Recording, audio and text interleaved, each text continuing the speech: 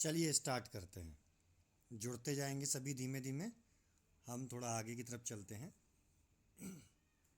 यहाँ वात दोष की डिजीज़ से लेना है हमारा वो डिजीज़ जहाँ पर वात दोष के कारण धातु क्षय की स्थिति पैदा हो जाती है। जैसा कि मैंने वात दोष जब पढ़ाया था तो आपको बताया था कि दो अवस्थाएं स्पेशली होती हैं वात वृद्धि में।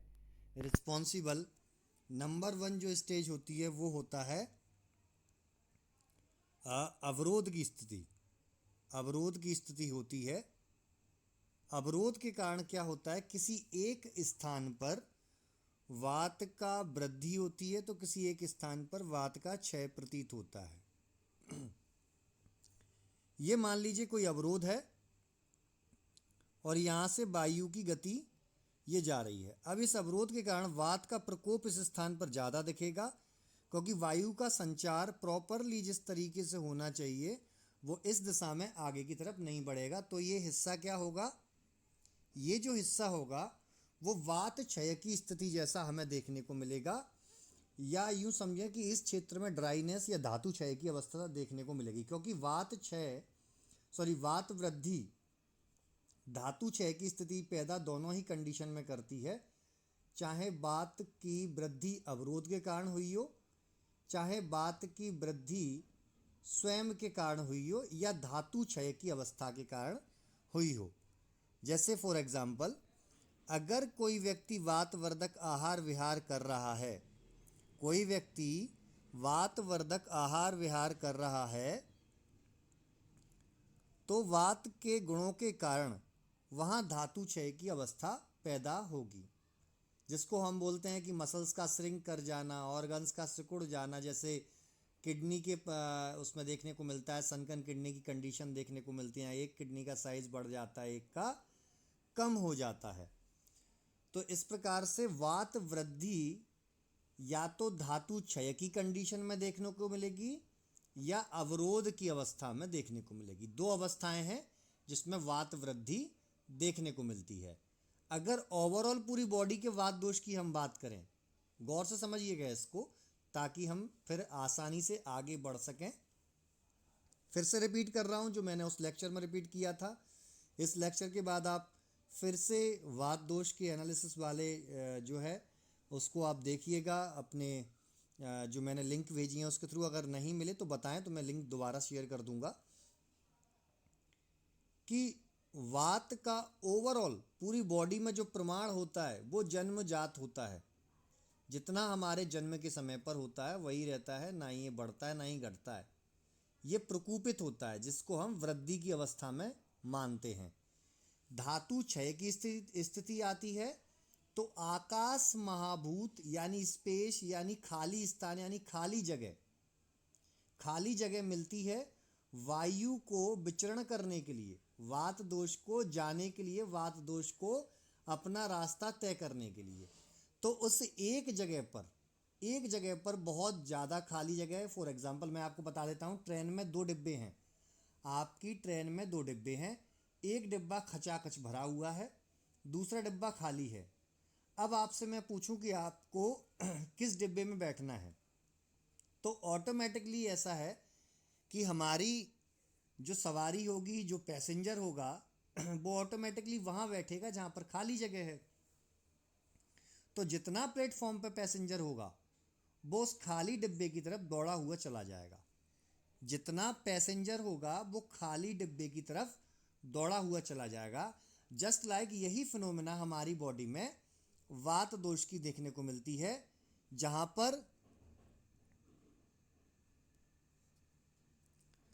पर कम से कम अवरोध देखने को मिलेगा वहां पर वायु चली जाएगी। अब पहले डिब्बे में पैसेंजर बहुत ज़्यादा मात्रा में, उसमें नहीं जाएगी, दूसरा डिब्बा खाली है उसमें चली जाएगी। ठीक इसी प्रकार हमारी बॉडी में जहाँ पर धातु क्षय की अवस्था आती है वो किसी भी कारण से हो सकती है। कुपोषण जन्य को आप समझ सकते हैं कि उसने एक हमारा कोटेशन है ना, सर्वदा सर्वभावानाम सामान्यम वृद्धि कारणम, मांस धातु की वृद्धि करने के लिए उसके गुण धर्मों से संबंधित आहार विहार का आपको सेवन करना पड़ेगा। मेद धातु की वृद्धि के लिए उसके गुणधर्मों से संबंधित आहार विहार करना पड़ेगा। मधुर, गुरु, स्निग्ध, फैटी फूड मटेरियल आप खाएंगे, आपकी बॉडी में मेद बन जाएगा। प्रोटीन मटेरियल आप खाएंगे, आपकी बॉडी में मांस धातु का निर्माण हो जाएगा। अब अगर कोई व्यक्ति, कोई रोगी इनका सेवन ही ना करे या उसे ये चीज़ें मिल ही ना पाए तो क्या होगा? उसके अंदर धीमे धीमे धातु क्षय की अवस्था पैदा होने लगेगी। और जब धातु क्षय की अवस्था होगी तो उस पर्टिकुलर स्थान पर, उस पर्टिकुलर स्पेसिफिक एरिया पर क्या होगा? वहाँ पर स्पेस क्रिएट होगा। स्पेस यानी खाली जगह, खाली जगह होगी और वो किससे भर जाएगी? वो वात दोष से भर जाएगी। वहाँ पर वात दोष अन्य स्थानों की अपेक्षा ज़्यादा प्रतीत होगा। अब हमें ये क्लियर हुआ कि वात दोष की बढ़ने की फिनोमिना कैसे होती है, अवरोध में कैसे होती है और धातु क्षय की स्थिति में कैसे होती है। अब जब भी आप पेशेंट से क्वेश्चन करेंगे तो पेशेंट की पहले आपको बॉडी का पैरामीटर लेना है। पैरामीटर नज़रों से, ये नहीं इंची टैप से आप लेने बैठ जाएं। अपनी आँखों को इतना तैयार कीजिए कि रोगी को देख के ही आपको पता चल जाए कि धातु क्षय की स्थिति इसमें डेवलप हो रही है या फिर इसमें अवरोध की स्थिति पैदा हो रही है। अगर कोई व्यक्ति मोटा है, तगड़ा है, वजनदार है, अच्छा खासा है, उसकी डाइट बहुत ज़्यादा है और वो आलस पैदा कर रहा है, बिस्तर पर सोने का आदी है, तो कहीं ना कहीं समझ लीजिए कि आवरण हो रहा होगा वात का, अवरोध हो रहा होगा वात का, अगर वो वातज व्याधि लेकर के आ रहा है तो। और यदि व्यक्ति लीन बॉडी का है तो उसमें ये भी कंडीशन देखने को मिल सकती है कि धातु क्षय की अवस्था देखने को मिल सकती है। हम नेक्स्ट स्लाइड की तरफ हम चलते हैं। नेक्स्ट स्लाइड में आपको जो डिजीज़ का नाम है वो डिजीज़ का नाम दिख रहा होगा, brachial plexus paralysis. Brachial plexus paralysis, brachial plexus paralysis को हमारे आयुर्वेद में अववाहुक के नाम से बोला गया है। क्या नाम बोला गया है इसका? अववाहुक, अववाहुक के नाम से बोला गया है। सभी ने सुना होगा इसका नाम, अववाहुक के नाम से बोला गया है। सभी ने इसका नाम सुना होगा, इजीली सबको ऑडिबल है, मेरी वॉइस क्लियर आ रही है?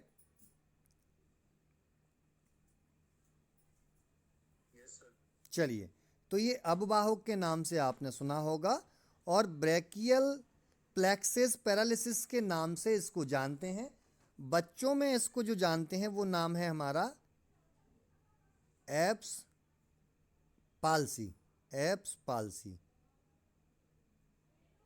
पाल्सी टर्म जो यूज होता है वो पैरालिसिस के लिए यूज होता है, जैसे बेल्स पाल्सी होता है, फेशियल पैरालिसिस को बोलते हैं, या इसको सैटरडे नाइट पैरालिसिस भी बोला जाता है। सैटरडे नाइट पैरालिसिस क्यों बोलते हैं इसको सैटरडे नाइट पैरालिसिस इसलिए बोलते हैं, अपने इंडिया में क्या है, अपने इंडिया में मोस्टली क्या होता है कि हमारे इंडिया में 6 दिन का वर्किंग डे है और आउट ऑफ इंडिया 5 डेज़ का वर्किंग डे होता है।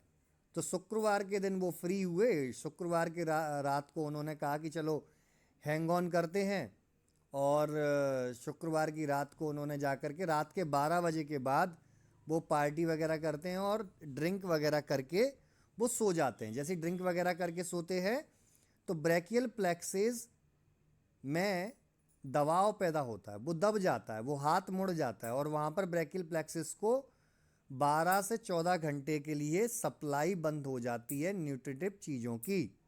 आप समझने का प्रयास कीजिएगा, मैं दोनों ही फिनोमेना से इसको समझाने की कोशिश करूँगा।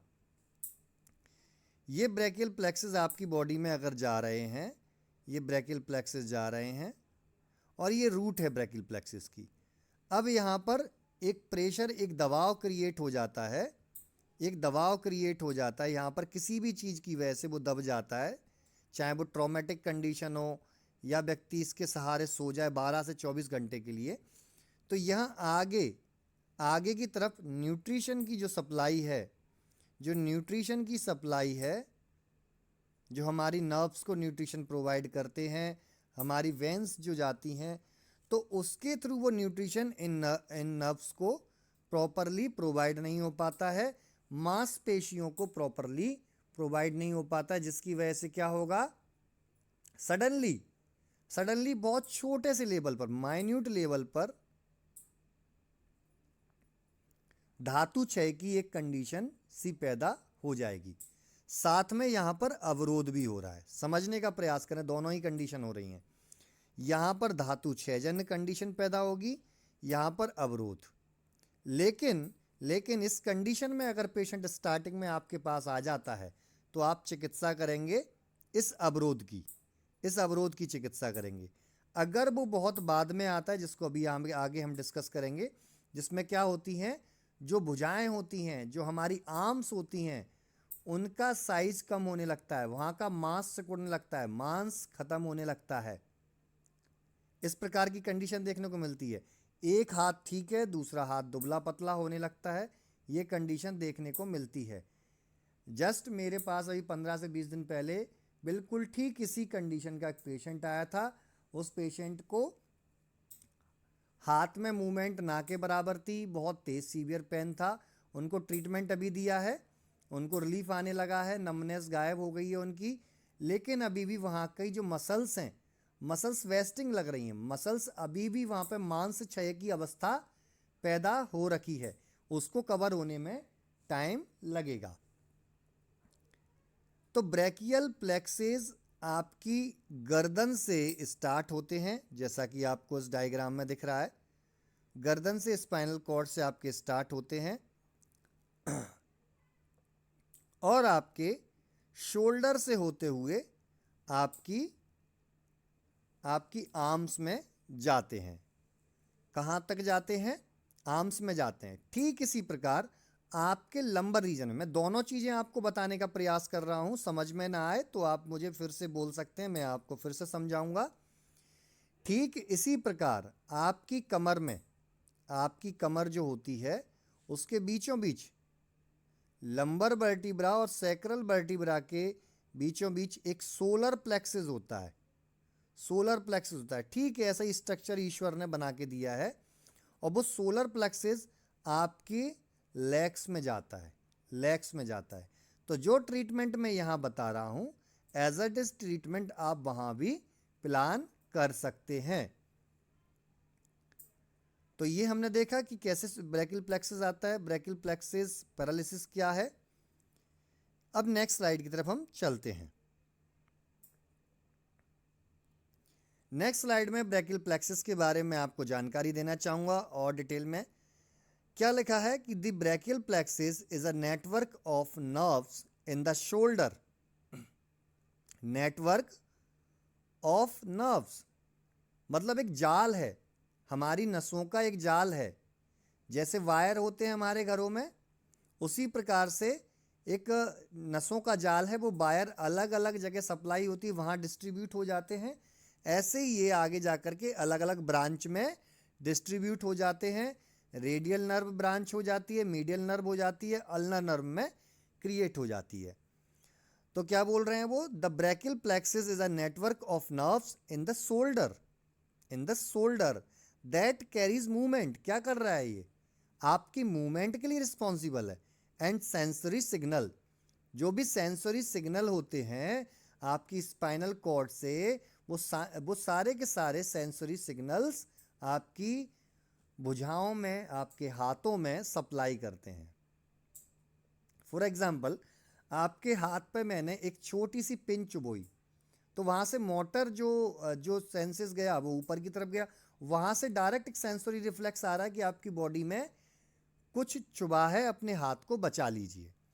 तो वो जो सेंसरी रिफ्लेक्स है वो किसके थ्रू आया, इसी के थ्रू आया। तो यहाँ पर आपको जो सप्लाई दिख रही है, पहला आपको रूट दिख रहा है, रूट है, यही रूट और यही ट्रंक में आपको अवरोध दिखेगा, कंप्रेशन दिखेगा। सर्वाइकल वर्टिब्रा के बीच में जो इनकी रूट्स होती हैं, वो रूट्स दब जाएंगी। किस वजह से दब जाएंगी, या तो इंटरवर्टिब्रल डिस्क स्लिप हो जाएगी, या बोन्स में धातु क्षय की अवस्था होने के कारण, वात वृद्धि होने के कारण वहाँ पर जो डिस्क है वो डिस्क का क्षय होने के कारण, बहुत कंडीशन, रेयर कंडीशन मिलती हैं बट होता है, ये नर्व्स वहाँ पर दब जाएंगी या प्रोट्रूजन की कंडीशन डेवलप होती है। प्रोट्रूजन का मैं डायग्राम बना के बताता हूँ। हमारी वर्टिब्रा के बीच में हमेशा इंटरवर्टिब्रल डिस्क होती है जो लुब्रिकेशन प्रदान करती है ताकि वो आपस में घिसावट ना हो, ताकि उनमें आपस में घिसावट ना हो। ये जो येलो कलर से मैं डिनोट कर रहा हूँ वो इंटरवर्टिब्रल डिस्क है और रेड कलर से जो है वो हमारी वर्टिब्रा है। नेक्स्ट वर्टिब्रा यहाँ पर आ गई। अब ये नॉर्मल कंडीशन में वर्टिब्रा है। अब इसका मैं एक डायग्राम आपको बना के बताऊं दूसरा। ये हमारी दोनों वर्टिब्रा हो गई, इसके बीच में ये डिस्क है। ये डिस्क होनी तो चाहिए ऐसे, लेकिन ये पीछे की तरफ वल्ज हो जाती है। जो न्यूरल फोरामेन होते हैं, उन न्यूरल फोरामेन्स के अंदर से नर्व्स निकलती हैं और वो नर्व निकलना कैसे चाहिए, मैं ब्लू कलर से उसको डिनोट करूँगा, निकलना ऐसे चाहिए, बट चूंकि डिस्क ये वल्ज हो गई है तो ये निकलेगी कैसे, ऐसे आएगी, सॉरी,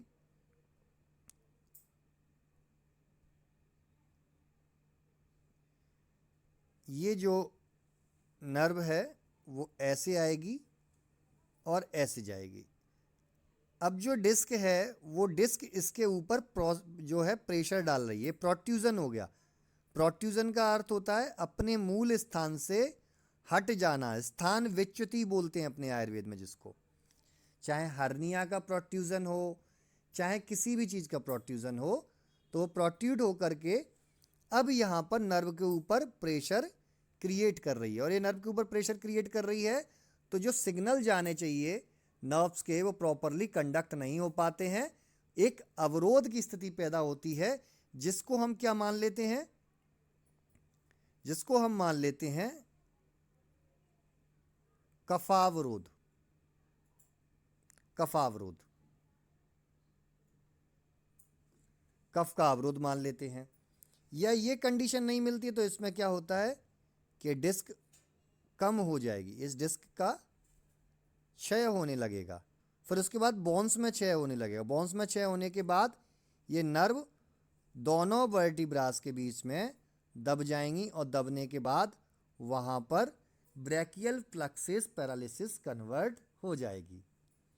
तो यहाँ से ये नर्व्स निकली, radial nerves, ulnar nerves and median nerves. अब ये नर्व्स जो निकलती हैं, इन्हीं नर्व्स में किस नर्व्स के दब जाने से प्रॉब्लम क्रिएट होती है, उसी के बिहाफ पर सिम्टम्स देखने को मिलते हैं। तो चलिए आगे की स्लाइड में हम देखते हैं क्या कहना चाहता है हमारा ये पीपीटी। आगे की स्लाइड में इसके कुछ रीज़न बताए हैं, कॉज। पहला तो मैंने आपको अवरोध वाला बता दिया कि अवरोध में कैसे होता है, कैसे डिस्क वहाँ से प्रोलैप्स करती है।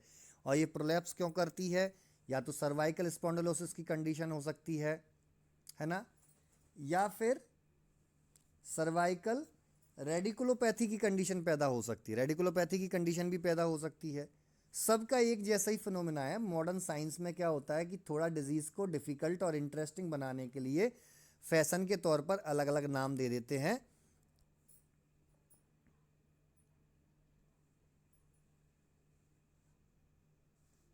कोई अलग से ये चीज़ नहीं होती है।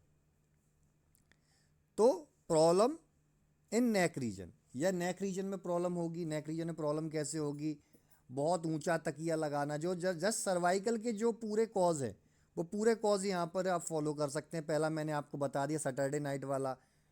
डिसलोकेशन हो जाना, शोल्डर जॉइंट का डिसलोकेशन हो जाना, क्यों, ट्रॉमा के कारण हो सकता है, कोई चोट लग सकती है, या पार्टी करते हुए वही सैटरडे नाइट वाली फिनोमेना डेवलप हो सकती है कि दब गया हाथ या एक के ऊपर एक सो गए। वो ऐसा विदेशों में ज़्यादा देखने को मिलता है। और एक और जो रीज़न है वो मैं आपको बता दूं, जो बच्चे होते हैं उन बच्चों की मोल्डिंग के समय पर, जब उनकी डिलीवरी होती है उस समय पर सही तरीके से मोल्डिंग ना कर पाना, बच्चे की गर्दन को पकड़ के ज़ोर से खींच देना या किसी एक हाथ को पकड़ के खींच लेना, उसकी वजह से भी ये प्रॉब्लम ब्रैकियल प्लेक्सिस में आ जाती है। और क्लेविकल के फ्रैक्चर में भी ये कंडीशन देखने को मिलती है। और एक सबसे बड़ा मोटा मोटा मैंने लिख दिया है ट्रॉमा, तो ये ट्रॉमा एक्सीडेंटल केसेस में देखने को मिलता है और ये रीजन हो सकता है। वात दोष का आहार विहार करना, जिसमें रूक्ष, शीत, खर इस प्रकार के भोजन करते हैं, या रात्रि जागरण कर रहे हैं, बाइक की सवारी बहुत करना, बाइक राइडिंग करना, बहुत लंबी दूरी तक चलना जिससे स्पाइनल कॉर्ड को जर्क लगते हैं और उसकी वजह से डिस्क बल्ज होने का चांस रहता है। अच्छे तरीके से न्यूट्रिशनल डाइट ना लेना, जो भी वात दोष के मैंने वात दोष के लेक्चर में जो भी मैंने उसके निदान बताए थे वो सारे निदान यहाँ एप्लीकेबल हैं, सारे निदान एप्लीकेबल हैं।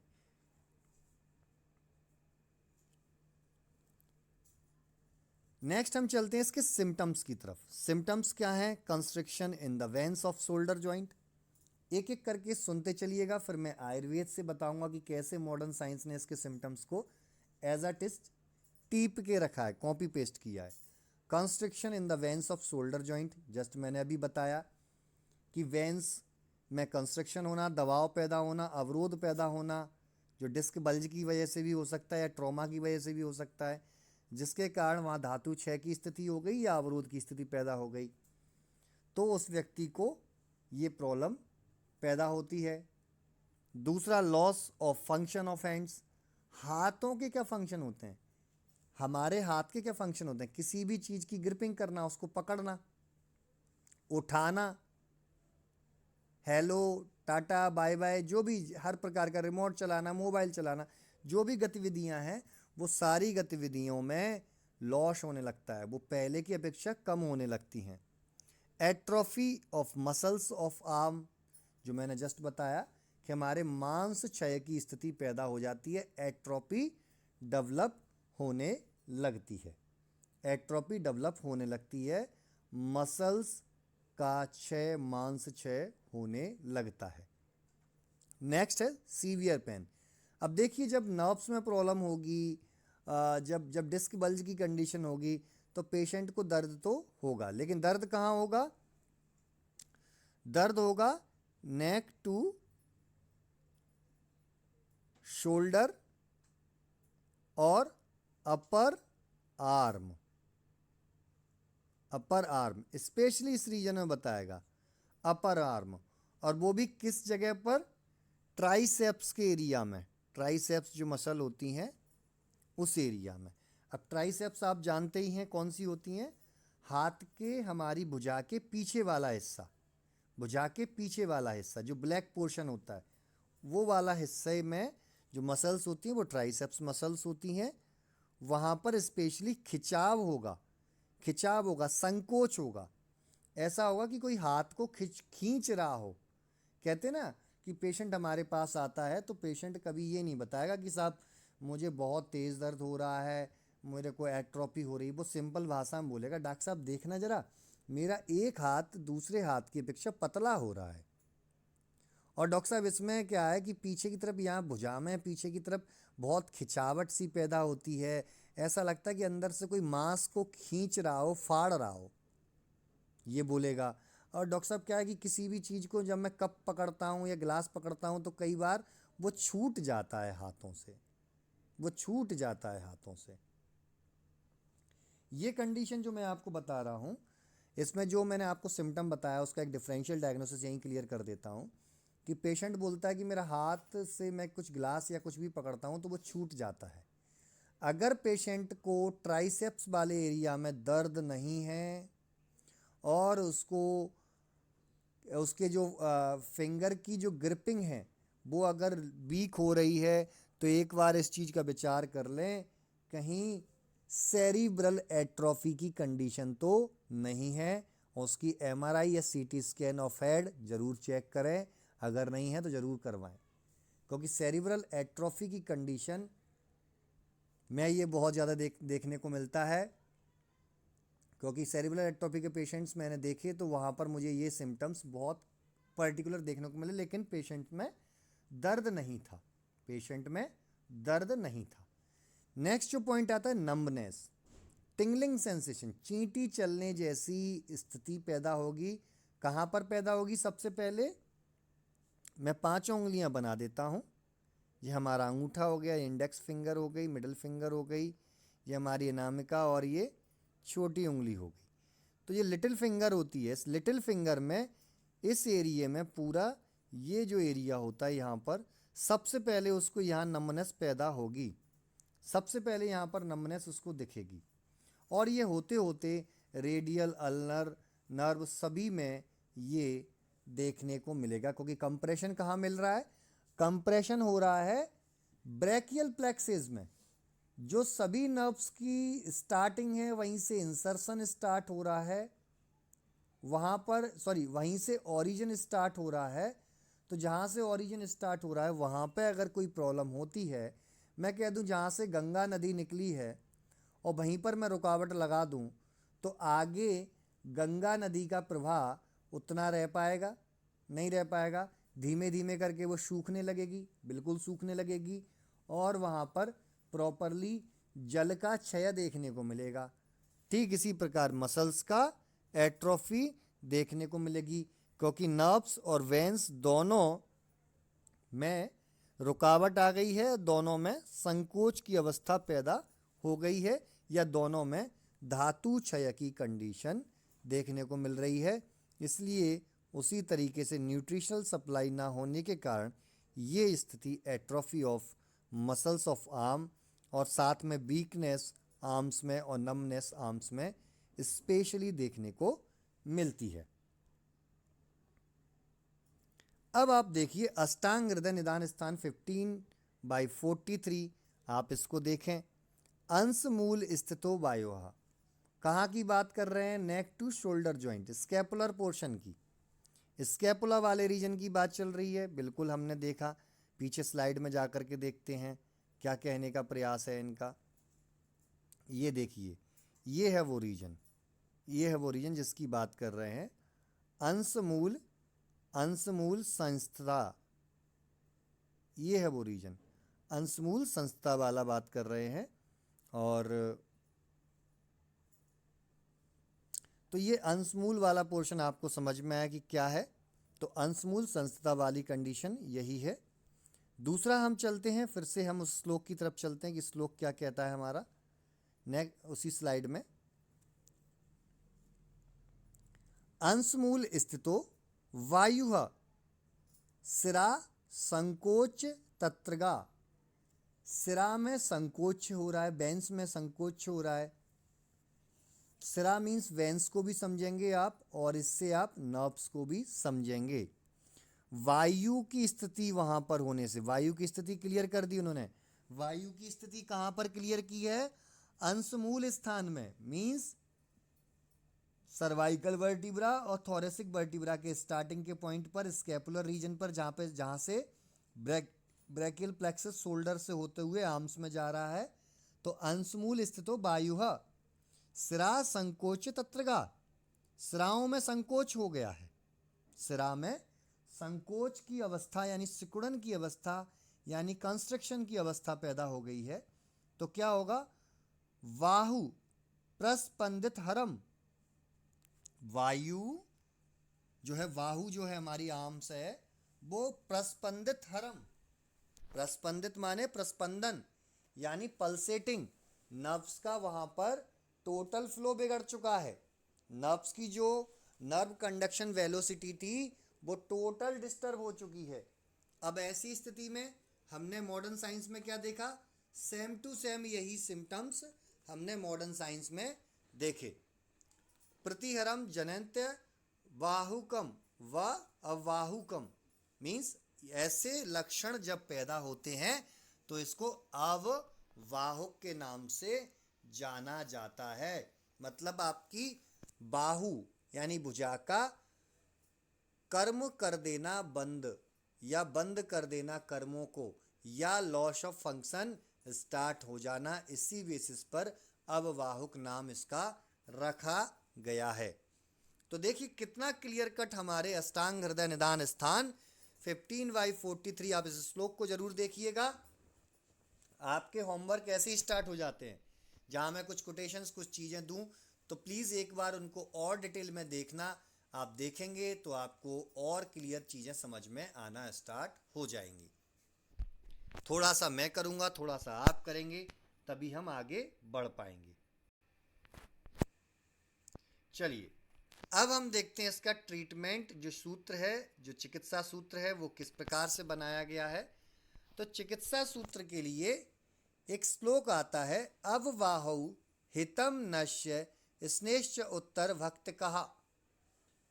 अष्टांग हृदय चिकित्सा स्थान 21/44 चैप्टर में आपको देखना है। अष्टांग हृदय चिकित्सा स्थान में, अष्टांग हृदय चिकित्सा स्थान के 21/44वें श्लोक में आप देखेंगे, 21वें चैप्टर के 44 श्लोक में, तो आपको और डिटेल में मिलेगा। इसको मैंने इन शॉर्ट कर रखा है कि देखिए, निदान परिवर्जन तो आपको कराना ही है। आपको अगर उसका कारण पता चला कि वो बहुत ऊंचा और हार्ड तकिया, हार्ड सरफेस पे सोता है, तो भाई उसके लिए मना कर दीजिए। वातवर्धक आहार विहार कर रहा है, उसके लिए मना कर दीजिए।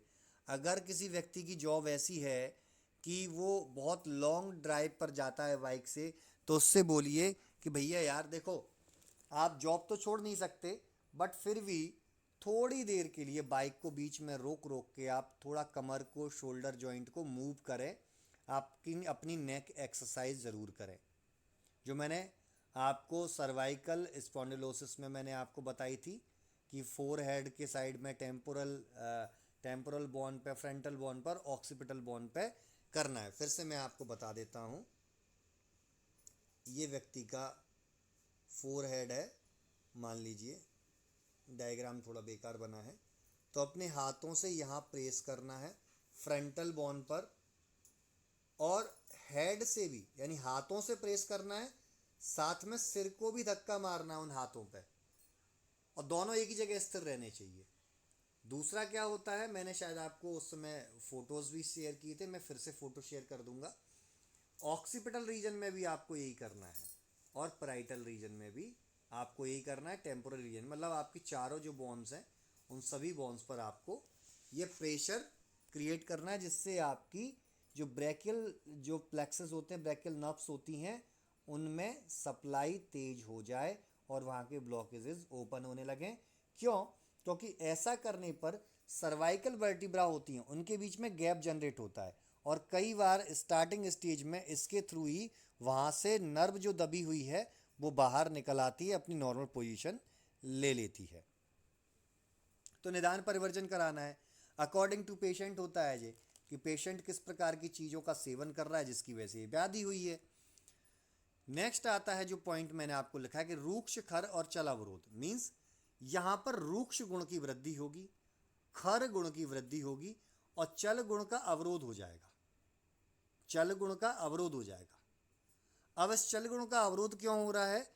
क्योंकि रूक्ष गुण की और खर गुण की वृद्धि होने से नर्व कॉन्स्ट्रिक्ट कर रही हैं, या फिर कफ दोष की वृद्धि होने से, जो मैंने डिस्क बल्ज बताया था, उसकी वजह से वायु का चल गुण कम पड़ रहा है, यानी अवरोध हो रहा है, जिसको मॉडर्न साइंस में बोलते हैं NCD, nerve conduction velocity, NCB के नाम से, कि नर्व्स के अंदर जो नर्व इम्पल्स हैं, उनका नर्व्स के अंदर आगे की तरफ सप्लाई रुक जाना या स्लो डाउन हो जाना।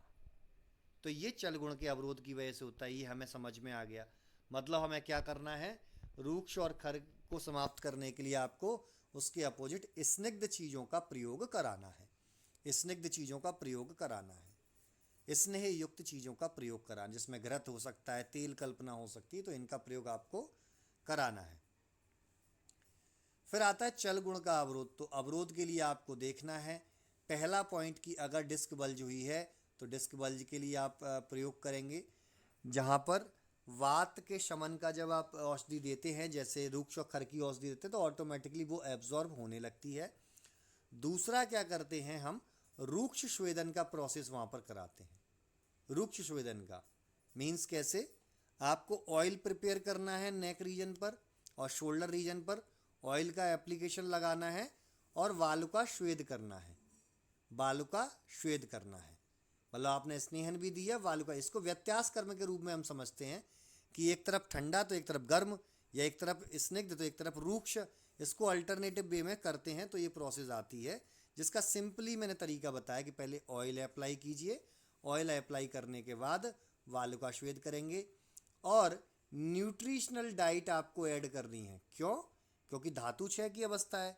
अगर पेशेंट की आर्म्स की एट्रोफी हुई है, मसल्स की एट्रोफी हुई है, मांस का क्षय हुआ है, तो आपको न्यूट्रिशनल डाइट देनी पड़ेगी।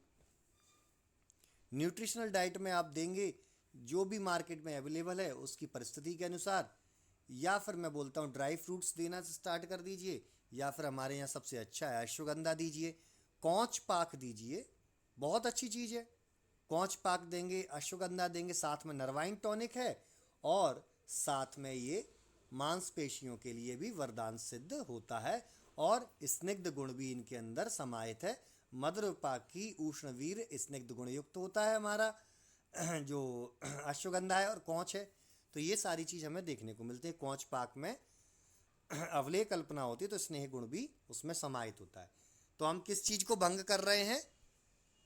हमने रूक्ष को भंग किया, खर को भंग किया और चल के अवरोध को दूर किया। तो उसके बाद नेक्स्ट पॉइंट जो आता है वो नेक्स्ट पॉइंट ऑटोमेटिकली समझ में आता है कि स्निग्ध, उष्ण और ब्रहण कर्म। ब्रहण कर्म मीन्स आपको उनको ऐसी चीज़ों का सेवन कराना है जिससे ब्रहण होने लगे। वात दोष का शमन करने के लिए ब्रहण करना ही पड़ेगा।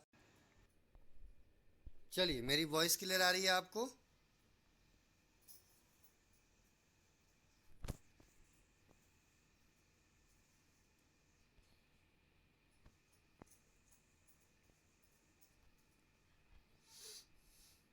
तो यहाँ पर हमने जो देखा था वो था रूक्ष, खर और चल अवरोध को हमें दूर करना है, जिसमें हम स्निग्ध, उष्ण और ब्रहण इन गुणों पर स्पेशली कार्य करेंगे। स्निग्ध और उष्ण गुण पर स्पेशली कार्य करेंगे और ब्रहण कर्म पर बहुत ज़्यादा ध्यान देने की आवश्यकता है। अगर रोगी को मसल्स की एट्रोफी हुई है, इसमें क्या रहेगा हमारा मोड ऑफ एक्शन? स्नेहपान या स्नेह अव्यंग और स्वेदन, ये हमारे कर्मों का स्पेशली रहेगा। दूसरा, हम ग्रीवावस्थी भी यहाँ प्लान करेंगे, ग्रीवावस्थी भी प्लान करेंगे। औषधि चयन में हम क्या क्या देखते हैं? अग्नि तुंडी बटी या विषमुष्टिका बटी उष्ण होती है और साथ में हमारे नर्वाइन टॉनिक के रूप में कार्य करती है, नर्व कंडक्शन वेलोसिटी को अच्छा करने का काम करती है। वात के चल गुण को यदि बढ़ाना है तो अग्नि तुंडी और विषमुष्टिका बटी से अच्छा कुछ भी नहीं है। कुचला का योग है, कुचला के तेल का भी प्रयोग इसमें किया जाता है। कुचला के घृत का प्रयोग भी किया, जैसे कुचला की शुद्धि करते हैं, एग्जाम्पल के तौर पर मैं आपको बताऊं, कुचला की घृत में शुद्धि की जाती है तो उसके बाद जो घृत बचता है, कुचला की शुद्धि जब की जाती है तो उसके बाद जो घृत बचता है, उस घृत के बचने पर उसको मोस्टली व्यक्ति फेंक देते हैं, जबकि उस घृत को ऑयल के साथ आप यूज करेंगे तो किसी भी प्रकार के जॉइंट पेन में बहुत अच्छा कार्य वो करता है, बहुत अच्छा करता है। साथ में नर्व कंडक्शन वेलोसिटी, जहाँ पर वायु का चल गुण कम हो रहा है वहाँ पर उसके चल गुण में वृद्धि करता है। रसराज रस है, अगर कोई हमारे पास रोगी ऐसा आता है जो रोगी बहुत धनवान है, जैसे अपने यहाँ बोला गया है आडवान जो रोगी होते हैं, धनवान जो रोगी होते हैं उनके लिए बोला गया है आडवान विषक वश्य को गापहा सत्वान और पीछा, ऐसा रोगी के गुण हमारे यहाँ बतलाए गए हैं। तो आप रसराज रस का प्रयोग कर सकते हैं। अगर थोड़ा सा मीडियम है तो व्रतबाद चिंतामणि रस का। अगर फिर भी रोगी को ठीक करना है, क्योंकि हमारा चिकित्सा कर्तव्य है, हमें रोगी को ठीक करना अति आवश्यक है, इसलिए हम यहाँ पर वात गजांकुश रस का प्रयोग करेंगे महावात विध्वंसक रस के साथ। महावात विध्वंसक रस, वात गजांकुश रस का प्रयोग करेंगे और साथ में अजमोदादि चूर्ण का प्रयोग करेंगे। इन तीनों को मिलाकर के आप योग बनाएंगे, योग बना करके देंगे तो रसराज रस या व्रतबाद चिंतामणि रस जैसा रिजल्ट लगभग उसके आसपास का रिजल्ट हमें मिलना शुरू हो जाएगा।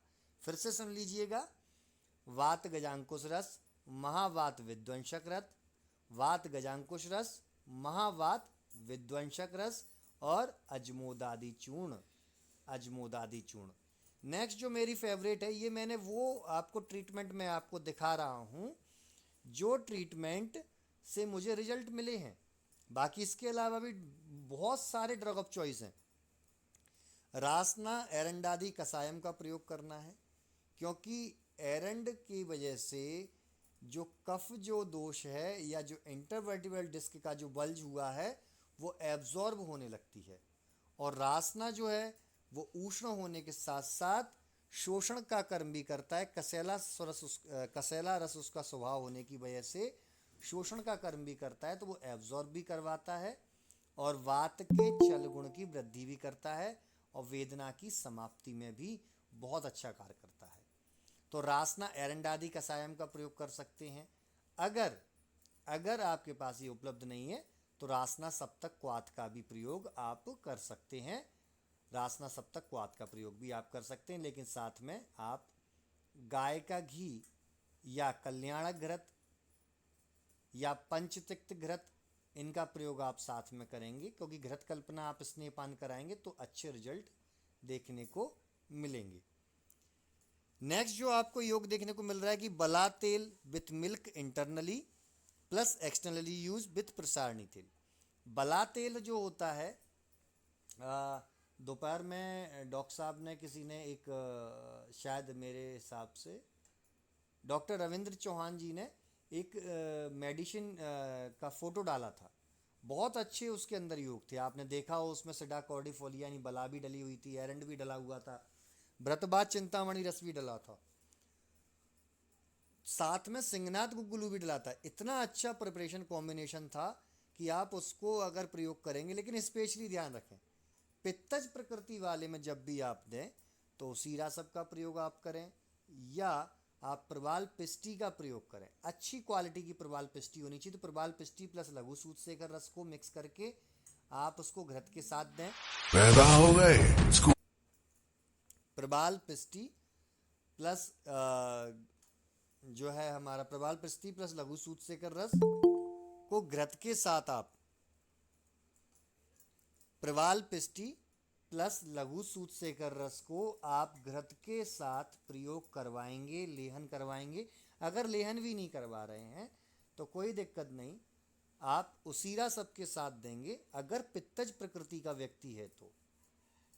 और आपको लग रहा है कि बहुत ज़्यादा पित्तज प्रकृति है, कि भैया बोलता रहता है कि मुझे तो एसिडिटी होती है, खट्टी डकारें आती हैं, हार्ट बर्न की कंडीशन है, तो अयोपत्तिकर चूर्ण से उसका ब्रेचन करा दें तो अच्छा ही है। अयोपत्तिकर चूर्ण से ब्रेचन करा दें और औषधि सेवन से पूर्व विशेषकर ध्यान रखें, औषधि सेवन से पूर्व आधा चम्मच गाय का घी खाने को उसको दे दें।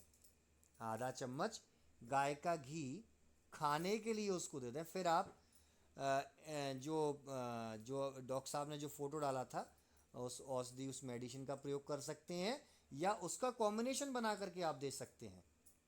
उसका कॉम्बिनेशन बना करके दे सकते हैं, जैसे सिंगनाथ गुग्गुलू हो गया, व्रतबाद चिंतामणि रस हो गया, उसमें जो डला था सिडा कॉर्डिफोलिया हो गया, उसका कॉम्बिनेशन भी आप दे सकते हैं। तो यहाँ मैं बताने की कोशिश कर रहा हूँ कि आपको 1 गिलास दूध लेना है। कोशिश करें गाय का दुग्ध होगा तो वो अच्छा है, मेदवर्धक बोला गया है, हमारी नर्व्स पे बहुत अच्छा कार्य करता है, हमारी नर्व्स के माइलिनेशन को बहुत अच्छा कार्य करता है। तो उसके अंदर आपको 5 से 10 बूंद 5 to 10 ड्रॉप्स बला तेल की डालनी है। 5 से 6 बूंद बला तेल की। अगर छीर वाला तेल मिल जाए तो और अच्छा है, छीर वाला तेल की आप बूंद डाल सकते हो उसके अंदर। छीर वाला तेल की 5 से 10 बूंद उस जो दूध है उसके अंदर डाल के उसको पीने के लिए दें। साथ में बला तेल और प्रसारणी तेल दोनों को समभाग मात्रा में मिला करके आपको स्नेहन करना है, देन स्वेदन करना है। स्नेहन करना है, देन स्वेदन। अब स्वेदन कैसे करोगे, 2 पॉइंट में आपको क्लियर कर देता हूं।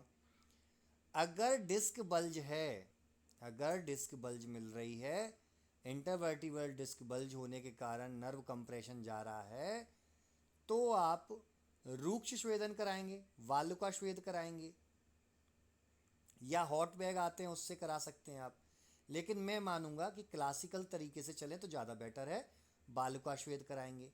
अगर अगर उसको डिस्क बल्ज नहीं है तो नाड़ी स्वेद आप करवा सकते हैं, नाड़ी स्वेद आप करवा सकते हैं, या हॉट टॉवल फॉर्मेंटेशन भी करवा सकते हैं। गर्म पानी में नमक डाल करके उसको गर्म कर लें पानी को, और उसमें टॉवल को डुबोएं, टॉवल को डुबो करके निचोड़ के उसको उस हिस्से पर जो हमारा नेक टू शोल्डर रीजन है उसके ऊपर पूरा रखें। फिर इसको प्रोसेस को रिपीट टू रिपीट करें।